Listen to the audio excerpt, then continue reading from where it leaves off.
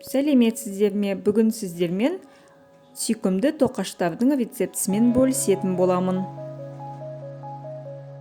Бізге 200 мл сүт, 100 мл сұйық май, 1 шай қасық ашытқы, 1 ас қасық қант және кішкентай тұз қажет. Ең алдымен ыдысқа жылытылған сүтті құямыз. Оның үстіне сұйық майды құямыз. Оның үстінен қантты саламыз. Және ашытқыны саламыз. Араластырып 10-15 минутқа бетін жауып жылы жерге қойып қоямыз. Сұйықтығымыз дайын, енді ұнды салып қамыр елейміз. Бізге шамамен 400 грамм ұн қажет. Тұз саламыз. Осындай жұмсақ қамыр елеп, жарты сағат біздің қамырымыз дайын.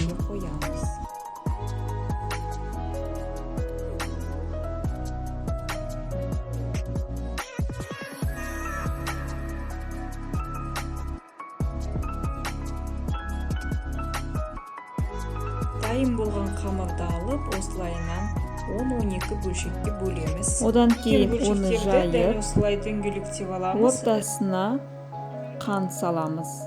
Қалауынша корица қоссаңыз да болады. Одан кейін оны дөңгелектеп, тура видеодағыдай жасап, жүрек формасына келтіреміз.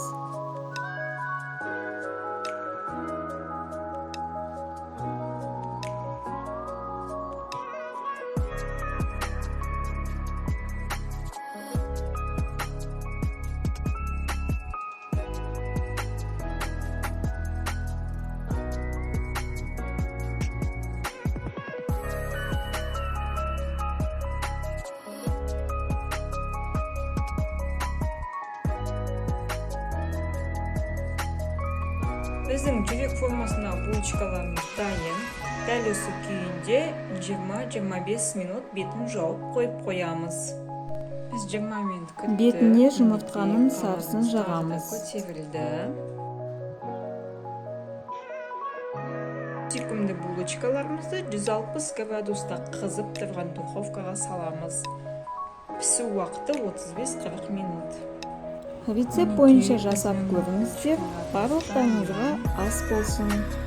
Сіздермен болған бақыт.